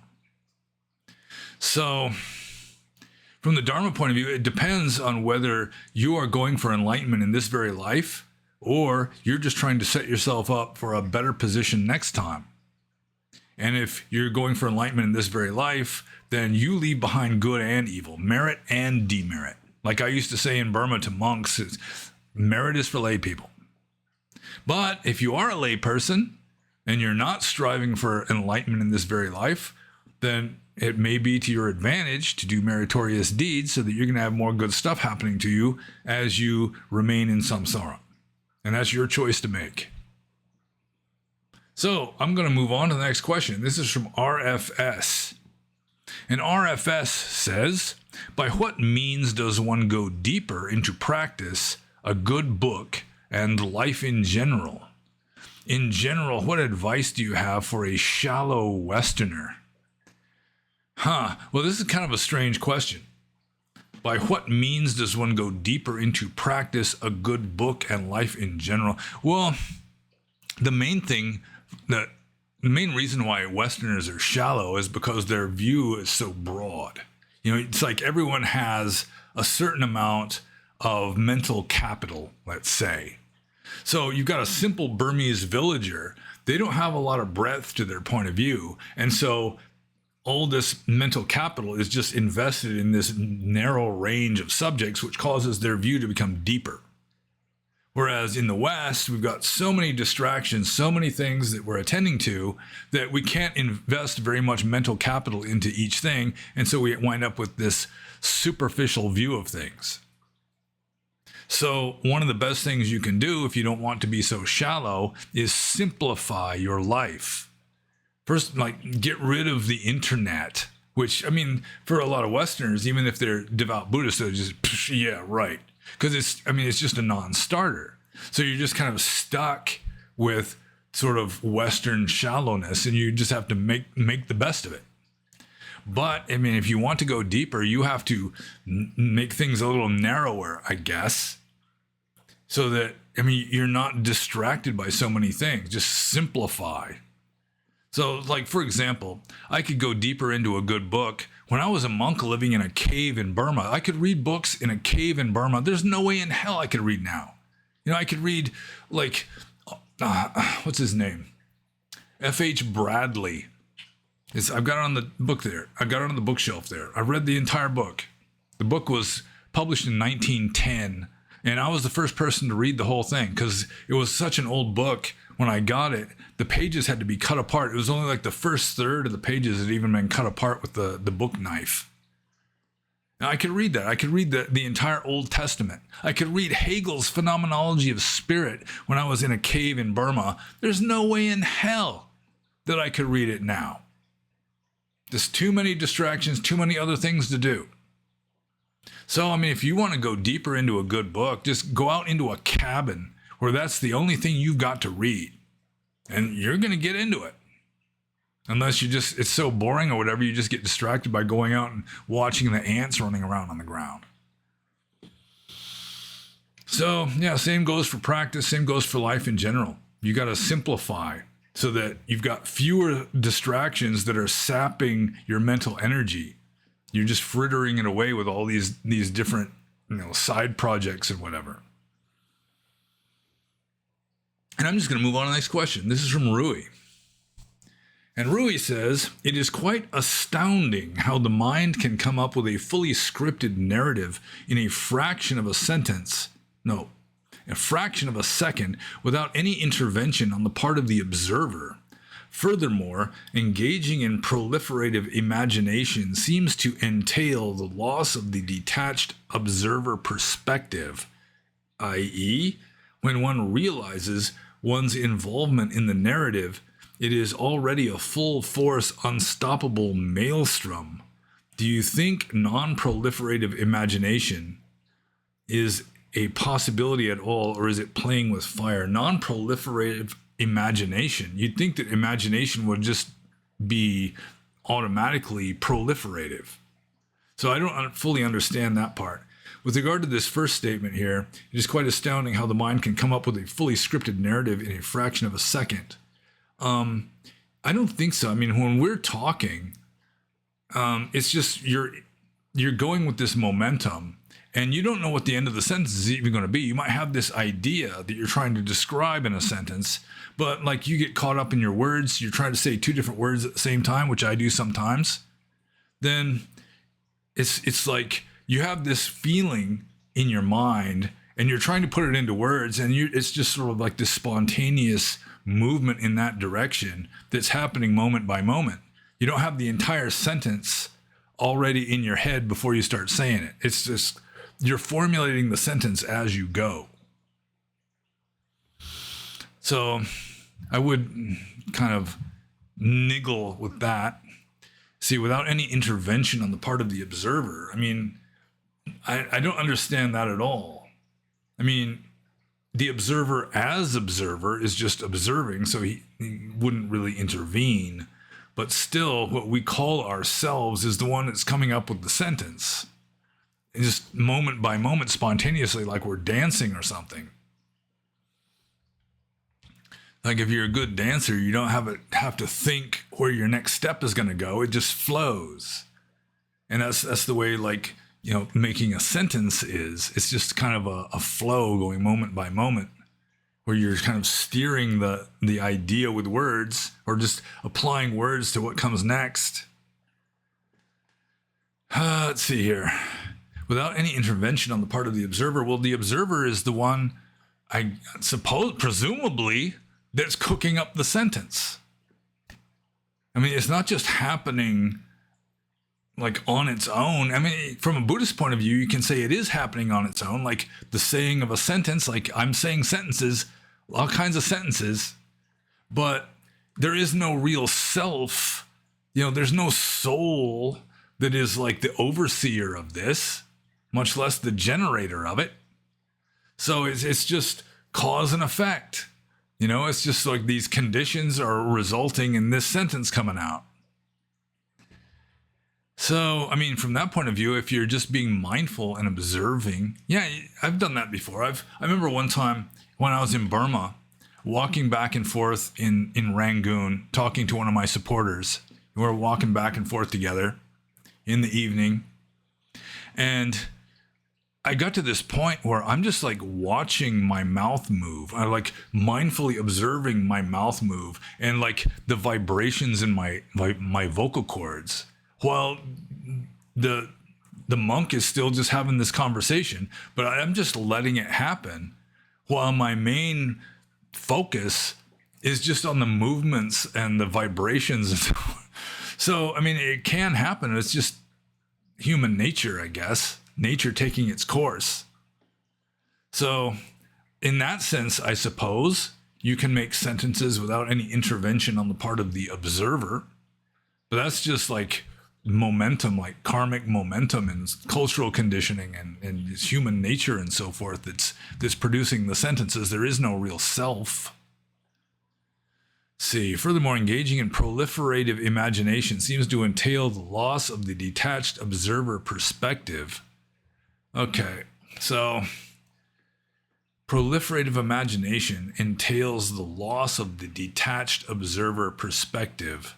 I mean, still theoretically, you could have like this scenario going on in your mind and just detach from that and observe that mindfully. That'd be really advanced level, but I do think it's possible.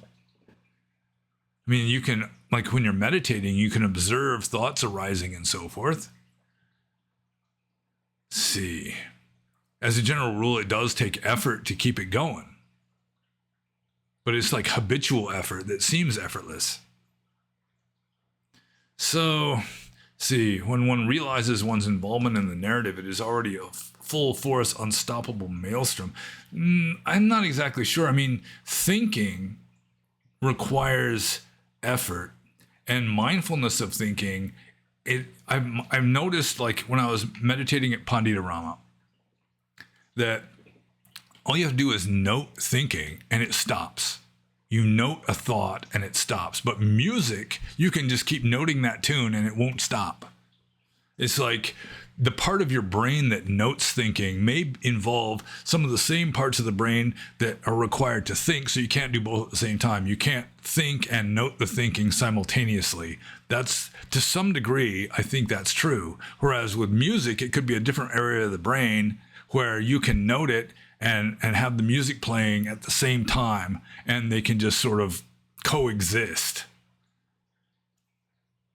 So I think I may have just contradicted myself with regard to the possibility of observing some kind of, fantasy narrative in your head. Just sit back and observe it. I can't recall offhand if I've ever done that before, although I have, like I've said, just detached from an entire conversation to some degree. Just watching my mouth move. So let's see here. I guess let's just get down to the question mark. This is kind of a confusing, complicated kind of a question. Let's see. Do you think non-proliferative imagination is a possibility at all? Yeah, I mean, I think it's like an oxymoron. It's a contradiction in terms, non-proliferative imagination. Once you start imagining things, you're already proliferating. So, or is it playing with fire? Well, I mean, trying to do the impossible might be playing with fire. But let's see. One's involvement in the narrative is already a full force, unstoppable maelstrom. Yeah, I'm not so sure about that. My experience is if you're thinking and then you note the thinking stops, which is very useful for a meditator. It'd really suck if you just couldn't stop yourself from thinking at all. So I answered that about as well as I can. It's kind of a hard one to follow. So, I mean, if I botched the answer, Rui can kind of clarify, and I can try again next time. Because I'm moving on to the next question. This is from Stellar Supreme, et cetera, et cetera, et cetera. And Stellar Supreme, et cetera, et cetera, et cetera, says, would you consider Gati to have some blueprint of enlightenment within it? And Gati is like character. And I think, I don't recall clearly here, but I think that when the Visuddhimagga is referring to the 6 personality types, it's referring to the 6 Gati, which is your personality emphasizes greed, hate, delusion, or the opposites of greed, hate, delusion, which is like faith, faith, intellect, and I think enlightenment. And according to the Visuddhimagga, different personality types do have kind of different approaches to Dhamma, and like the aversive, the dosa temperament supposedly has an advantage in becoming enlightened, because when you have aversion for samsara, it makes it easier to renounce it and detach from it. So there is that. It's not really a blueprint of enlightenment, but to some degree, there is like a different best method of practice for different personality types. Like someone with like a lustful personality type, then the standard method in Theravada is meditation on the 32 parts of the body. And people that think too much, like too much of the intellect aspect of character, then mindfulness of breathing, that kind of thing. People with dosa temperament, you're good to practice metta, that sort of thing. So the way you practice is different. Maybe certain advantages and disadvantages are going to be different. But I wouldn't go so far as to call it a blueprint of enlightenment. Everybody's different, and there's going to be all kinds of just complications, infinite complications that are going to muck up any neat, simple system. And I'm just going to move on to the next question. This is from PSA. PSA says, you said during your latest Q&A, I consider myself fortunate to have been ordained in a Burmese tradition rather than a Thai or Sinhalese tradition, unquote. Could you explain why you said this? Could you please elaborate? Well, the main reason why I think I was fortunate to have been ordained in a Burmese tradition is that there's more freedom in a Burmese tradition. Like in a Thai tradition, it's very regimented. And the government pretty much controls the Sangha. Like I've been told that a monk, even though he's a senior monk in good standing in the Sangha, he's not allowed to ordain anybody without permission from the government. So, I mean, the Burmese government doesn't interfere in Sangha politics politics, yes, but like Sangha affairs. The Sangha runs itself pretty much, unless it starts protesting against the government or some such. So in Burma, there was more freedom. There's more, you were allowed to follow your own conscience and your own understanding more easily than in a Thai tradition. And the Sinhalese traditions, there are some reform movements in like the highlands of Sri Lanka now. But for the most part, Sinhalese Buddhism is probably the most corrupt Sangha of the 3 big Theravada Buddhist countries. That's my understanding anyway. So yeah, I think I consider myself fortunate to have been ordained in a Burmese tradition, mainly because there was more freedom to like follow my own conscience and my own understanding than there would have been in a Thai tradition. And Sri Lanka, I just never really was drawn to even going to Sri Lanka. So I think there is a possibility that I may have been like Mon in a previous, distant past life or something. Like there was a Mon kingdom or empire with the Burmese city of Thatone as its capital, 1,000 or more years ago. Maybe it was maybe just several hundred years ago, that it's possible, something like that. So there could also be sort of like a karmic affinity with the Burmese. And also one good thing about Burma, which is also kind of true about the other two main Theravada Buddhist countries though, is that the flora and fauna and lifestyle is really pretty similar to the flora and fauna and lifestyle of the Ganges Valley in the Buddhist time. So you can understand like the Irrawaddy Valley and the Ganges Valley, you know, this naturally, they're pretty similar, so that you can learn things, like you can understand things that are mentioned in the texts because you have like a similar environment to compare it with. But that could be true in Thailand and Sri Lanka also. So that's not necessarily a good reason why I was more fortunate to be ordained in a Burmese tradition. But I just fit into a Burmese tradition fairly well. More so than a Thai tradition, which is just more regimented, more conformity based. Like I said before, in Burma, the Burmese monks are very conformist. You know, they wouldn't dare not to follow along for the most part. But it wasn't made into because it was so natural to the Burmese, nobody thought to make it into an official policy. Whereas in Thailand, you got to do this. You got to wear the same kind of robes as everybody else, for example, even if you think what everybody else is wearing is not in accordance with Vinaya. Whereas in Burma, I could just make small robes in accordance with, the Pachitya rule in the Patimokkha. And a lot of Burmese monks would kind of look at me sideways and think, this barbarian is just crazy. But they wouldn't do anything about it. I was able to just follow the rules as I understood them, for example. And it just kind of blew their mind. It didn't really compute.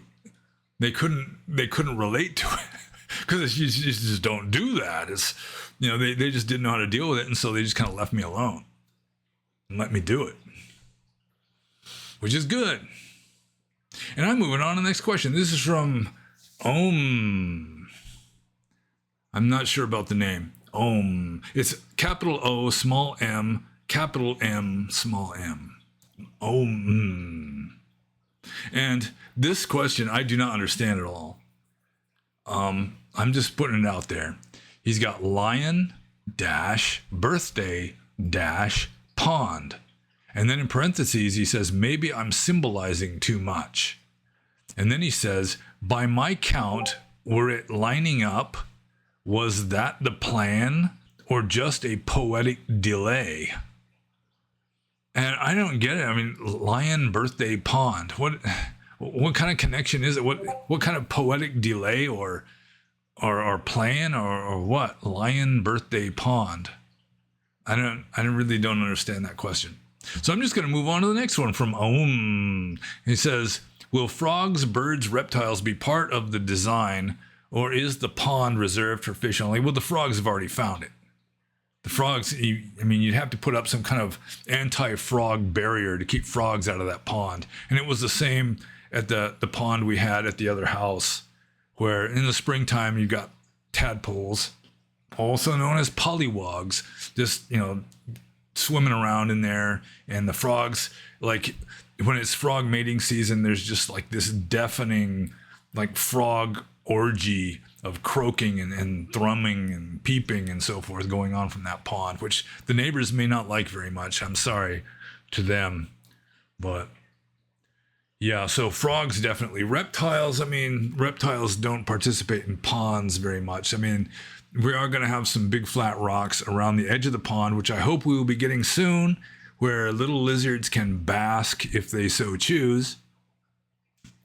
And birds, the main birds associated with ponds are birds you don't want associated with ponds, and that's like herons. It's like when we were living at the other house, we had this other pond, and every once in a while, this pterodactyl-like blue heron would just land in our pond and eat about half the goldfish. So those kind of birds, we really don't want to participate in our pond. They might happen sometimes. This pond is going to be deeper, so it's going to have to be a larger heron that can stand in that water without just being up to its neck in it. And other birds, they generally don't have much interest in ponds. I mean, they might be birds attracted to like dragonflies or something that are also attracted to the water, that kind of thing. So it's going to definitely have an influence on the ecosystem. But frogs, definitely. Yeah, there's already frogs in that pond. I had to catch one earlier today. So I'm just going to move on to Om's third question. Mosquito control built in or outsourced to the residents? Yeah, definitely. The fish will eat mosquito larvae. No mosquito problems in a pond that has fish in it, because fish really like eating mosquito larvae. In fact, I fed some mosquito larvae. This is like unwholesome action on my part. I caught some mosquito larvae and set them loose in my aquariums, and the fish really like mosquito larvae. It's just like caviar to a fish. It's just a delightful treat to those little fishes to go hunting mosquito larvae. It's like their wild instincts. They're born free again. They don't have to eat fucking flakes. So let's see here. I'm just going to move on to the next question. And we should be getting kind of close to the bottom here. But I'm just going to soldier through this. Siovaksh and Sipad Zidana asks, what does Om mean in Tibetan Buddhism? I noticed it is used in some third wheel Buddhist texts and later commentaries, so I'm curious what the later Buddhists thought of it. Well, I'm no expert on Tibetan Buddhism. I know that Om is included in some Mahayana texts, especially like there was a kind of fashion during the formulation of Mahayana sutras where they would have like a mantra at the end of the sutra. Like gate, gate, paragate, parasamgate, bodhisvaha is like one of the most famous of these mantras. And some of them contain Om. Even in Burma, Om, it's weird. It's like this like a traditional thing where you touch somebody and say Om Pwa. And that's supposed to, like, well, if a kid comes to you crying, they hurt themselves, you touch them and go Om Pwa, and it's supposed to make them feel better. Sort of like kissing it and making it better in the West. So Om is known in Burma also, even though it's not found in Theravada Buddhist texts that I'm aware of. But what does it mean? I mean, what does it mean in Hinduism? In Hinduism, it's just kind of like the sort of the cosmic hum. It's the sound of reality reverberating through samsara or something. I mean, I'm not even sure that it'd be a little bit of a challenge even to say what it means in like the Upanishads. But what does it mean in Tibetan Buddhism? I'm not sure if it means anything. It's just sort of like a holy sacred sound. It's just, it just has this sacred uplifting sound to it. And it's just,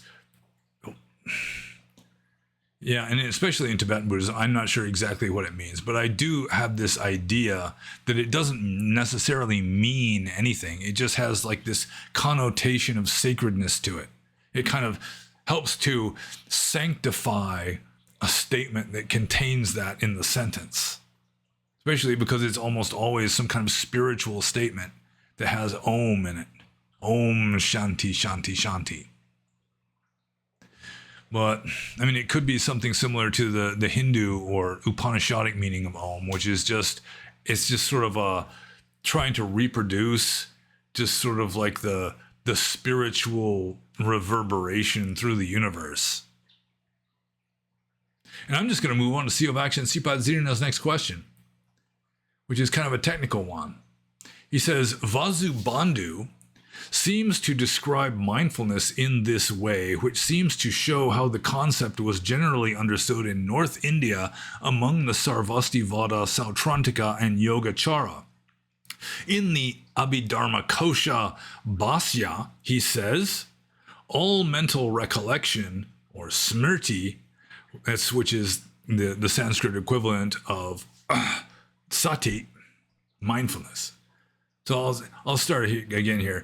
In the Abhidharma Kosha Bhasya, he says, all mental recollections, or smrti, when either concentrated, samahita, or non-concentrated, is the conceptualizing activity consisting of recollecting, anusmara, avikalpa.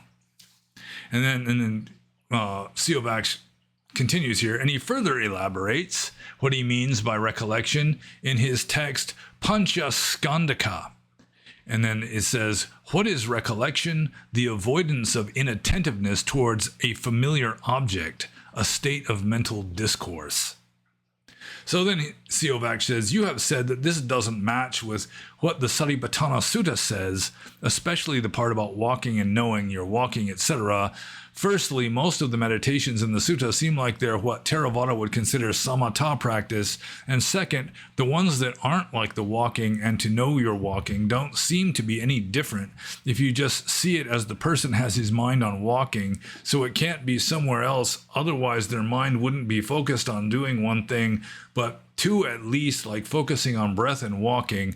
I personally don't see this as some kind of different practice than what Vasubandhu says. Mahayana translators seem to translate this chapter as applications of mindfulness rather than foundations.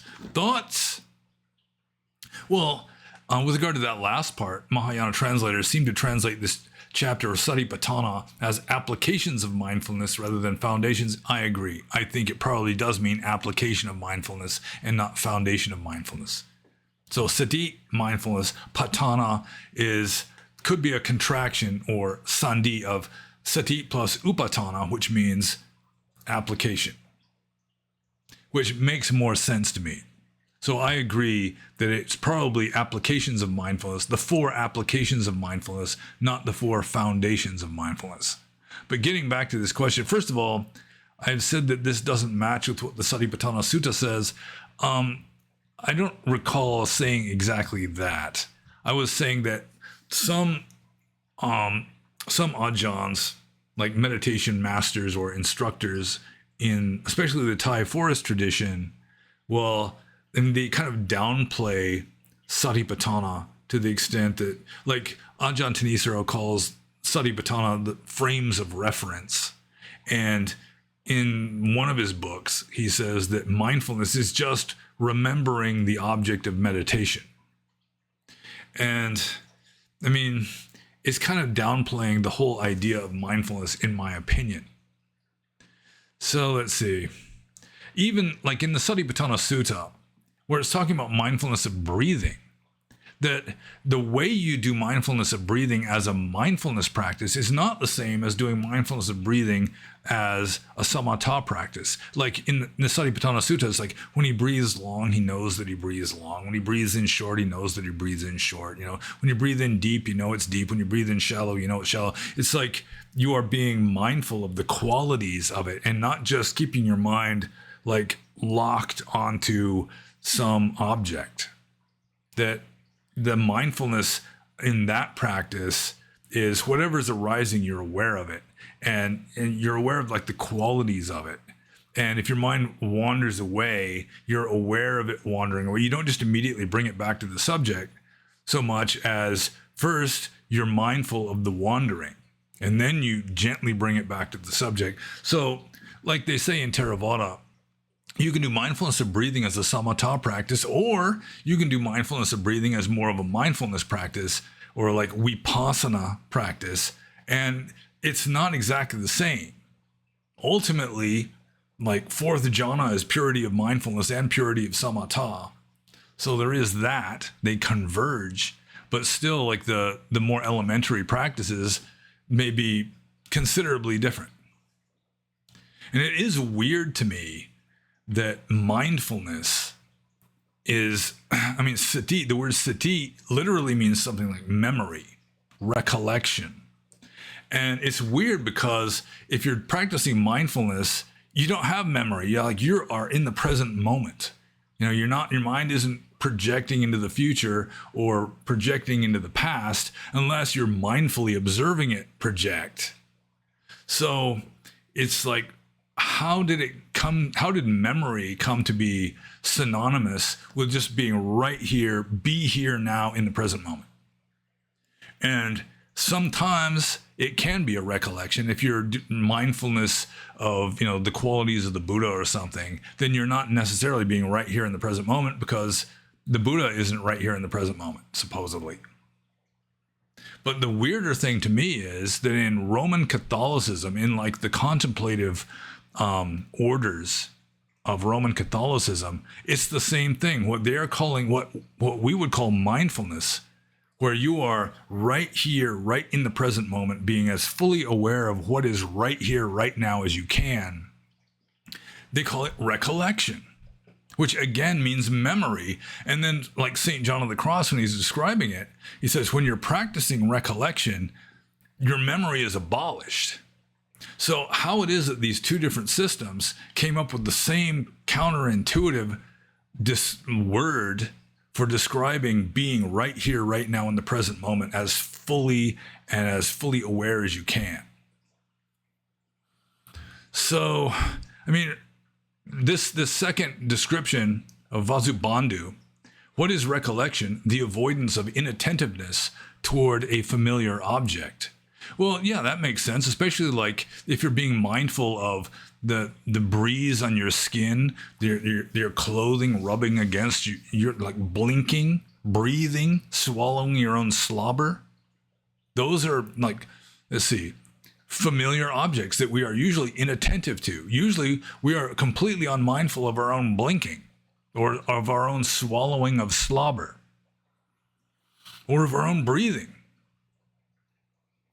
So, I mean, that kind of emphasis of attentiveness towards a familiar object, I mean, that's be here now. So, let's see here. This is kind of a strange, I mean, like the first definition he gives is really kind of hard to follow. All mental recollection, when either concentrated or non-concentrated, is the conceptualizing activity consisting of recollecting. Yeah, I mean, that's not particularly informative to me. But when he says that mindfulness or recollection is the avoidance of inattentiveness towards a familiar object, yeah, that makes perfect sense. So like a familiar object reaching for a doorknob, well, if you're doing it mindfully, you're aware of the urge to start reaching for the doorknob, and then like the muscular contractions and like the oiliness in your elbow joint, this sort of thing as you're reaching, maybe even like the movement of air against your skin as you are reaching, the coolness and hardness of the doorknob when you've reached it, all that kind of stuff, that's mindfulness. It's the avoidance of inattentiveness towards a familiar object or a whole bunch of familiar objects. So let's see. I mean, that's not the only definition of mindfulness, because you've got other kinds of mindfulness or recollections. Even the 32 parts of the body is considered a recollection. But that is kind of the emphasis on mindfulness as a term that's used in Buddhism, like Burmese Buddhism, which has spilled over into the Vipassana movement in the West, which is largely based on Burmese Buddhism. And it wasn't some kind of Western innovation that Mingun Jetawon Sayadaw in Burma, probably early 20th century, just revived an interest in the Satipatthana Sutta, or Mahasatipatthana Sutta, and two of his disciples, at least temporarily, were Mahasi Sayadaw and Tampulu Sayadaw. And I don't think the British had much to do with it, unless maybe just the British Empire colonizing Burma helped through diffusion or osmosis or something, a little bit more critical thinking, a little more independent thought. So yeah, I really have no problem with, I mean, mindfulness has more than one definition, but certainly one definition of mindfulness is right here where it says, the avoidance of inattentiveness toward a familiar object, which includes every motion that you make, every time you blink your eyes or swallow your own slobber. And I'm just going to move on to the next question, which all of a sudden, this is the last question. Boom! It always takes me by surprise. Master Poe says, what was your favorite Woody Allen movie? And this one should be not too difficult to predict. Love and Death, because Love and Death is like a satire or a parody of 19th century Russian novels. And I went through a long phase of reading 19th century Russian novels. I mean, people that know me should know that I have a very high regard for Dostoevsky, for example, and Tolstoy. I like Dostoevsky better than Tolstoy. Like Gogol, Chekhov, these guys. I mean, 19th century Russia. I mean, some of the greatest novelists in the world have been 19th century Russians. And so the Woody Allen movie, Love and Death, is like a spoof on 19th century Russian novels. So, I mean, it was right up my alley. I could get a lot of the jokes that most people wouldn't get. Because, I mean, he's making fun of 19th century Russian novels. So, I mean, if you're into Dostoevsky or Tolstoy or whatever, yeah, Love and Death is the way to go. This was back when Woody Allen was still kind of in his slapstick stage. He got into like more sophisticated like comedies of errors, you know, like Annie Hall and then Hannah and her sisters and all that I didn't appreciate nearly as much as like his like off the wall, this kind of almost Monty Python-esque kind of humor earlier on. Sleeper is another good one. I mean, Sleeper is more accessible to people than Love and Death would be. I mean, in order to really appreciate Love and Death, you have to be familiar with 19th century Russian novels. But Sleeper is good. Sleeper would be my second favorite Woody Allen movie. And that's it. We done. So I can continue with my Saturday evening now. Not that I in any way resent this. I do enjoy doing these Q&As. So no worries there. And like I always should say at the beginning, and never do, except for once, if you have any questions you think I can answer, especially with regard to early Buddhism or Theravada Buddhism or, you know, kind of diffusing out from that, to some degree Western philosophy, Woody Allen movies, especially the older ones, rock and roll, politics, to some degree. I mean, I'm not an authority on these things, but I do have like kind of educated opinion on these things. And I know it's what I likes. And like and subscribe if you haven't done so already. And be happy. And now I'm going to stop recording.